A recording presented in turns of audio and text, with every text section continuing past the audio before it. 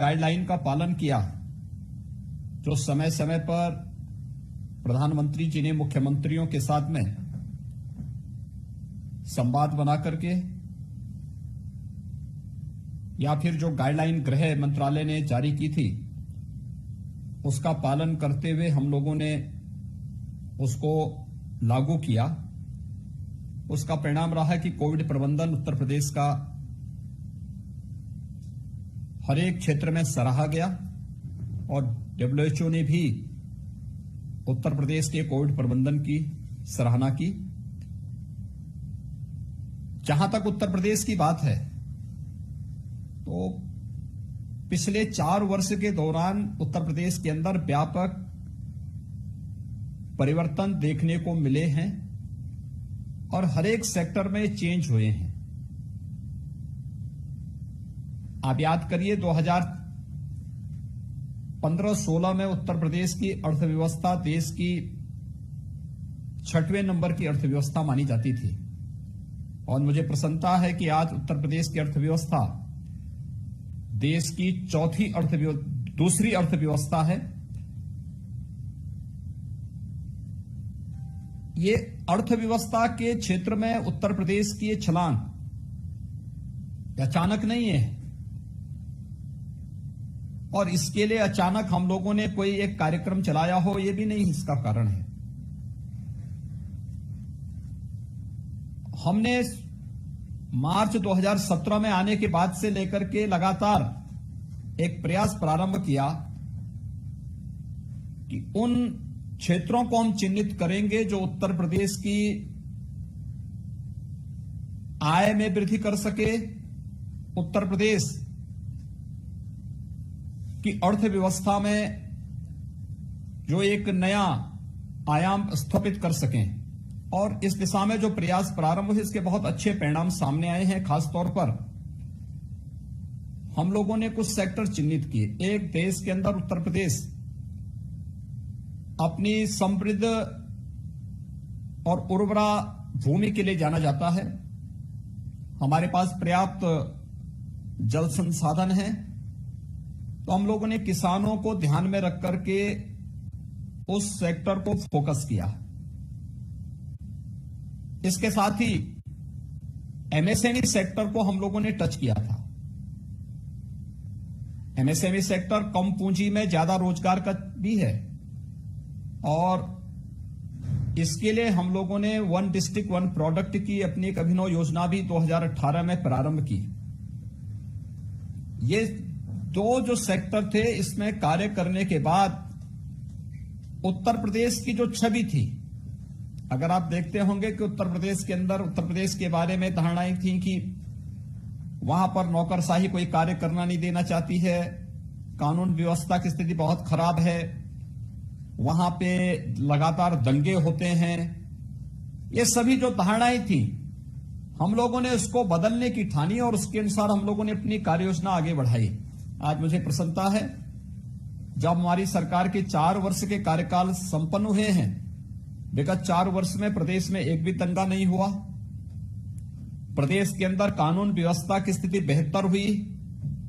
प्रदेश MSME sector को उभारने में काफी लंबी छलांग हमने लगाई और इसमें व्यापक पैमाने में रोजगार सृजन में भी हमें मदद मिली। स्वाभाविक रूप से अगर हर नागरिक के हाथ को काम मिलेगा, उसके हाथ में रोजगार होगा, तो हम अनुमान कर सकते हैं कि यह रोजगार उसकी आय की वृद्धि में भी सहायक होगा।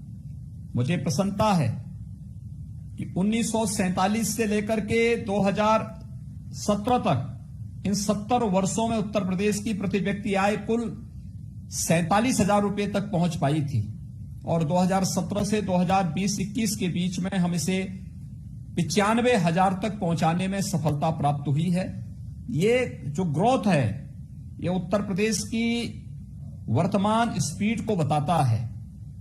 हमने व्यवसाय की सुगमता के लिए भी उस प्रकार का वातावरण प्रदेश के अंदर किया, जो रिफॉर्म होने थे उसको समयबद्ध ढंग से आगे बढ़ाया। आज इसका परिणाम है ईज ऑफ डूइंग बिजनेस में उत्तर प्रदेश की रैंकिंग 15-16 में जो 14वें स्थान पर थी, आज वह दूसरे स्थान पर है। एक व्यवसाय का वातावरण प्रदेश के अंदर बना, निवेश का वातावरण बना। 4 वर्ष में 1 वर्ष का पूरा कालखंड तो केवल कोरोना से जूझते हुए हमारा व्यतीत हुआ है, लेकिन इन 4 वर्षों के दौरान आपने देखा होगा कि 3 लाख करोड़ रुपए से अधिक का निजी निवेश उत्तर प्रदेश के अंदर हुआ।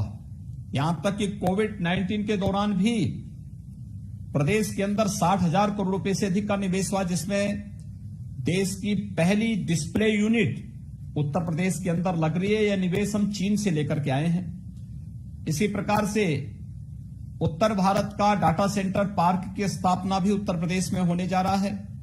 कार्य इसमें प्रारंभ हो चुका है और भी अन्य प्रकार के निवेश को तेजी के साथ आगे बढ़ाने में हमें मदद मिली है।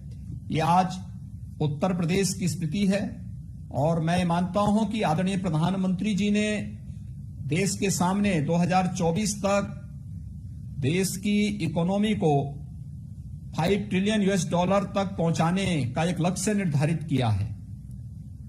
उत्तर प्रदेश देश की आबादी का हर छठा व्यक्ति उत्तर प्रदेश में निवास करता है, यानी देश की आबादी का सबसे बड़ा भाग उत्तर प्रदेश में निवास करता है।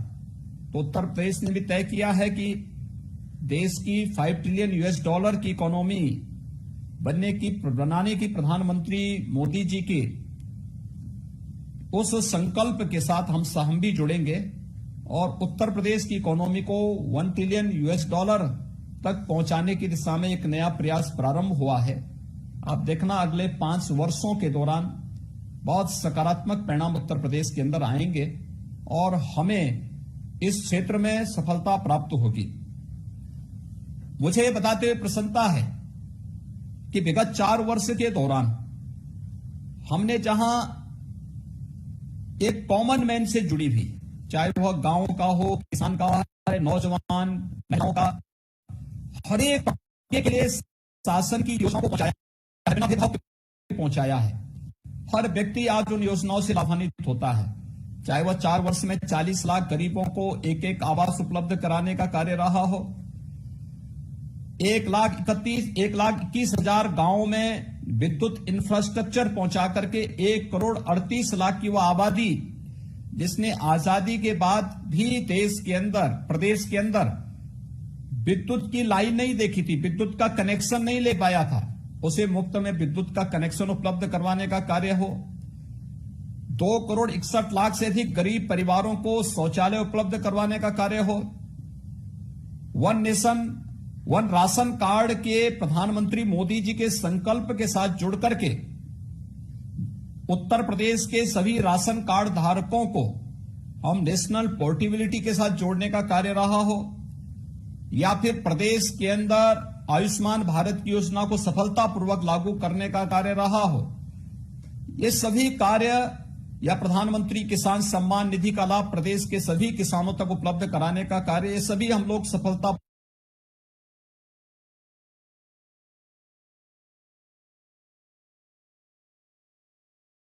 पूर्वक लागू किए ही, लेकिन साथ साथ इंफ्रास्ट्रक्चर डेवलपमेंट का कार्य भी बेहतर तरीके से यहां पर आगे बढ़ाया गया है। आज प्रदेश की सभी इंटरस्टेट कनेक्टिविटी को 4 लेन के साथ जोड़ने, प्रदेश के अंदर हर जिला मुख्यालय को 4 लेन के साथ जोड़ने के साथ ही 5 नए एक्सप्रेसवे के साथ उत्तर प्रदेश अपनी रोड कनेक्टिविटी को बहुत बेहतर कर रहा है।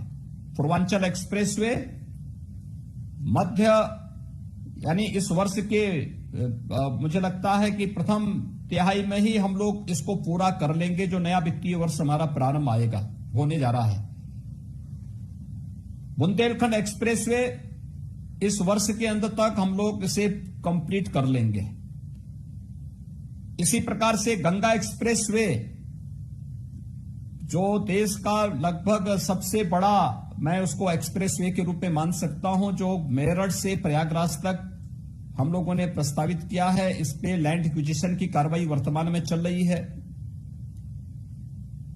गोरखपुर लिंक एक्सप्रेसवे और बलिया लिंक एक्सप्रेसवे पर कार्य, गोरखपुर में कार्य युद्ध स्तर पर चल रहा है, बलिया की कार्रवाई हम आगे बढ़ा रहे हैं। ये सभी एक्सप्रेसवे के साथ ही प्रदेश के अंदर आज अगर आप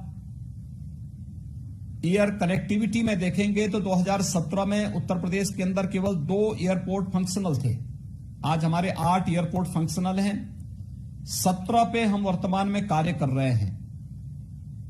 देश का यानी एशिया का सबसे बड़ा इंटरनेशनल एयरपोर्ट हम उत्तर प्रदेश में जेवर में बनाने जा रहे हैं। अयोध्या में हमारा इंटरनेशनल एयरपोर्ट बनने जा रहा है। लखनऊ और वाराणसी के एयरपोर्ट इंटरनेशनल एयरपोर्ट के रूप में पहले से ही फंक्शनल हैं और कुशीनगर में इंटरनेशनल एयरपोर्ट हमारा बनकर के तैयार है। बहुत शीघ्र हम उसको अंतर्राष्ट्रीय वायु सेवा के साथ जोड़ने जा रहे हैं। ये उत्तर प्रदेश के अंदर एयर कनेक्टिविटी की दिशा से किए गए प्रयास भी सामने हैं, देश के सामने हैं। देश का पहला वाटरवे उत्तर प्रदेश के अंदर हल्दिया से वाराणसी के बीच में जुड़ चुका है और कोरोना कालखंड के अंदर हम लोगों ने यहां के किसानों की सब्जी को, फलों को यहां से एक्सपोर्ट करने और उत्तर प्रदेश की चीनी को भी एक्सपोर्ट करने में उसकी मदद ली थी। बहुत अन्य कार्यक्रम प्रदेश के अंदर इसी प्रकार से चल रहे हैं जो उत्तर प्रदेश की अर्थव्यवस्था को एक नई मजबूती प्रदान कर रहे हैं और मुझे विश्वास है कि हम आदरणीय प्रधानमंत्री जी के $5 ट्रिलियन की इकोनॉमी बनाने के संकल्प के साथ जुड़ करके उत्तर प्रदेश को 1 ट्रिलियन इकोनॉमी की एक बड़ी अर्थव्यवस्था के रूप में स्थापित करने में हम लोग सफल होंगे। उत्तर प्रदेश अपने इस रोड मैप को लेकर के आगे बढ़ रहा है। मैं टाइम्स नेटवर्क को इंडिया इकोनॉमिक कॉन्क्लेव के आयोजन के लिए बधाई देता हूं और विश्वास करता हूं कि आपने इस कोरोना कालखंड में यह साहस दिखाया है कि देश की अर्थव्यवस्था के बारे में खासतौर पर प्रधानमंत्री जी ने जो 2 मंत्र हम लोगों को उस समय दिए थे, एक आपदा को अवसर में कैसे बदलना है, दूसरा आत्मनिर्भर भारत का। मुझे विश्वास है कि कोरोना कालखंड में जब देश के अंदर कई राज्यों में एक बार फिर से कोविड का ये सेकंड स्ट्रेन देखने को मिल रहा है, इसमें टाइम्स नेटवर्क ने यह इंडिया इकोनॉमिक कॉन्क्लेव का आयोजन करके अर्थव्यवस्था के बारे में जानकारी लेने और उत्तर प्रदेश के बारे में भी मुझे अपनी बात को रखने का अवसर दिया है। मैं इसके लिए टाइम्स नेटवर्क को हृदय से धन्यवाद देता हूं और विश्वास व्यक्त करता हूं कि आपका एक कॉन्क्लेव अपने लक्ष्यों को प्राप्त करेगा। बहुत बहुत धन्यवाद।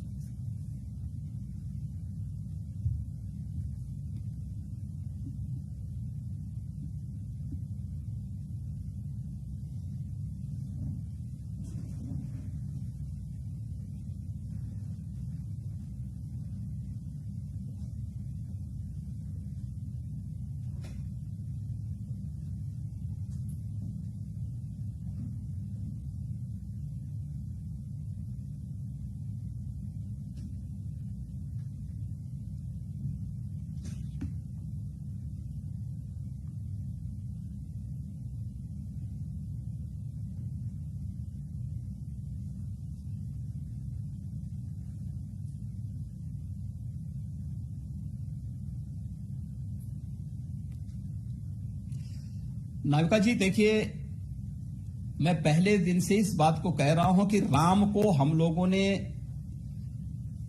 आस्था के साथ ही नहीं जोड़ा है। मर्यादा पुरुषोत्तम भगवान श्री राम हमारी आस्था के प्रतीक तो हैं ही। भारत के प्रत्येक नागरिक ने राम को अपनी रोटी के साथ भी जोड़ा है। राम हमारे लिए आराध्य भी हैं, लेकिन साथ साथ हमारी आजीविका के आधार भी हैं। तो कैसे कह सकते हैं कि हम अर्थव्यवस्था के बारे में कुछ नहीं कर पा रहे हैं?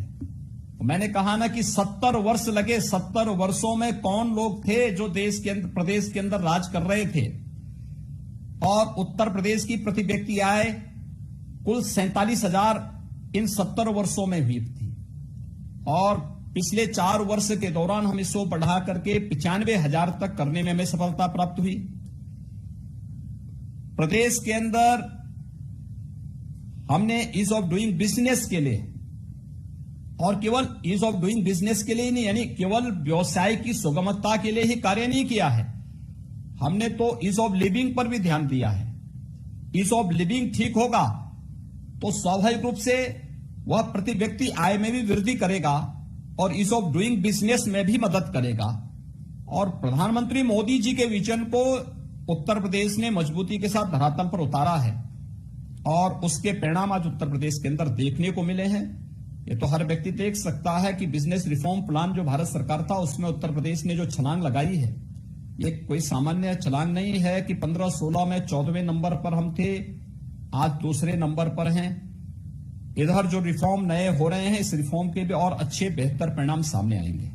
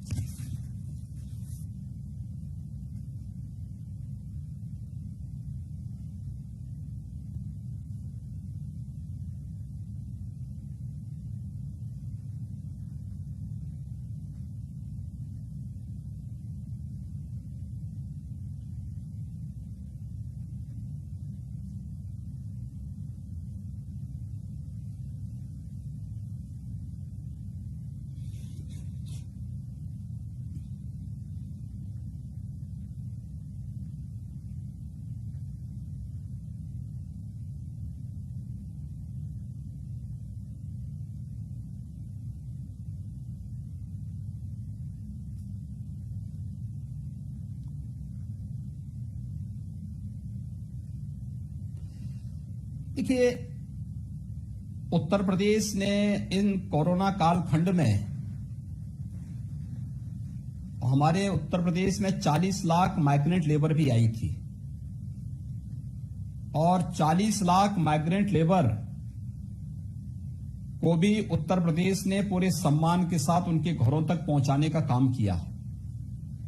लेकिन अगर आप देखेंगे 2016-17 में उत्तर प्रदेश में अनएम्प्लॉयमेंट का रेट 17.5 था और 2021 में उत्तर प्रदेश में यह रेट 4.1 है।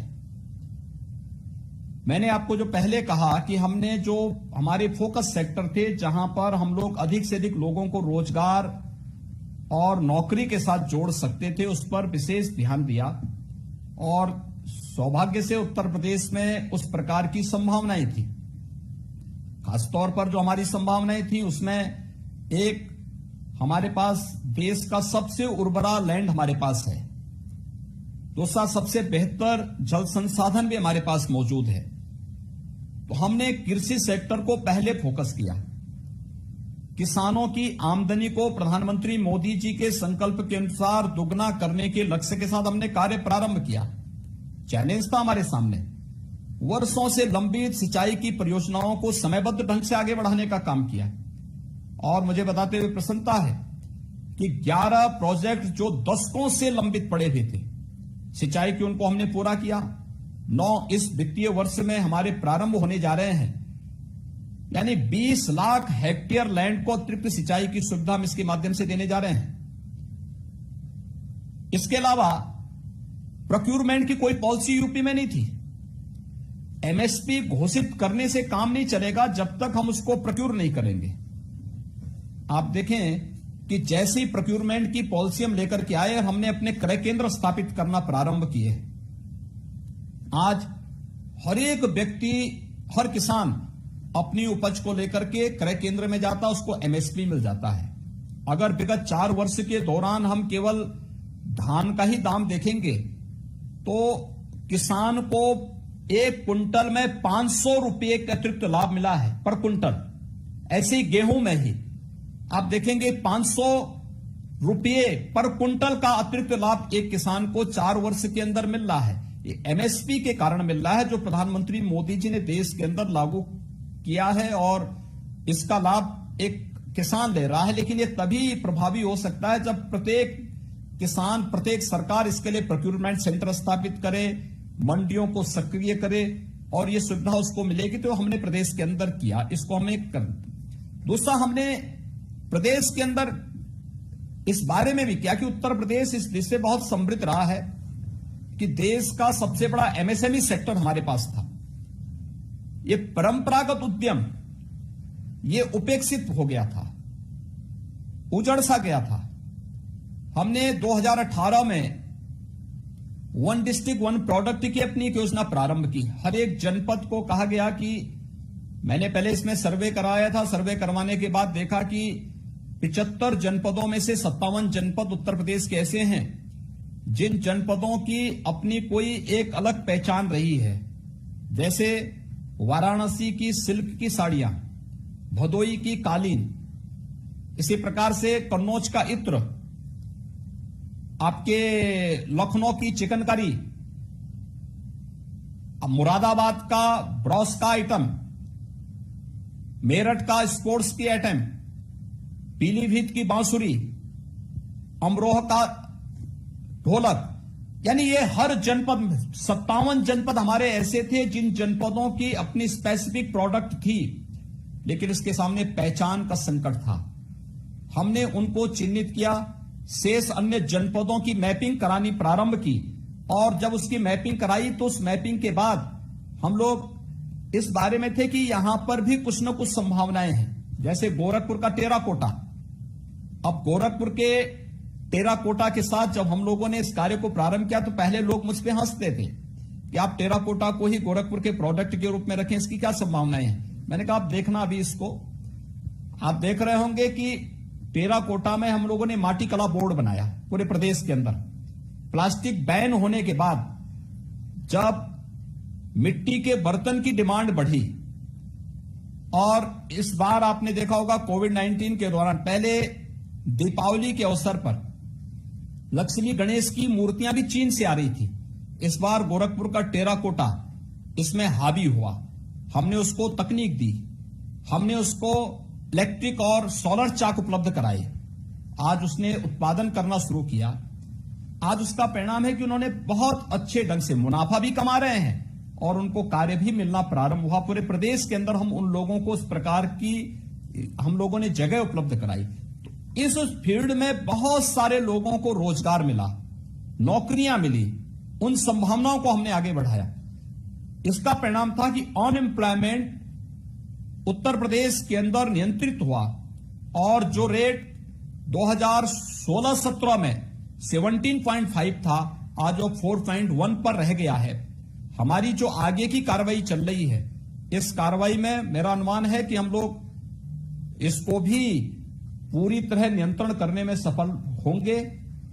इस दौरान हमने अकेले सरकारी सेक्टर में, सरकारी क्षेत्र में, यानी केवल government job 4 lakh government job उपलब्ध करवाई है।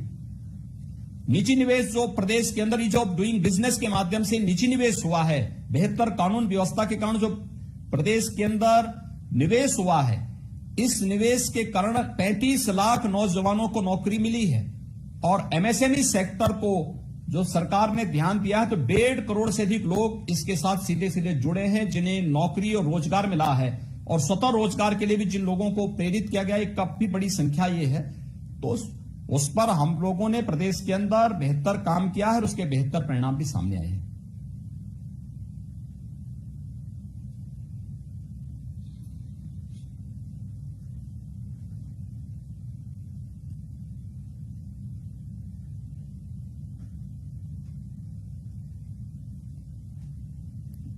देखिए, राहुल जी अपनी बुद्धि से तो कुछ कहते हैं नहीं। उधार की बुद्धि जो है विवेक नहीं देती है। और दूसरा एक बात हमें ध्यान में रखना होगा कि नकल अकल नहीं दे सकती है। तो राहुल जी पे ये बहुत अच्छी लगती है, और जिनके बारे में हमारे स्वर्गीय नेता अरुण जेटली जी ने एक बात कही थी, मैन विदाउट ब्रेन।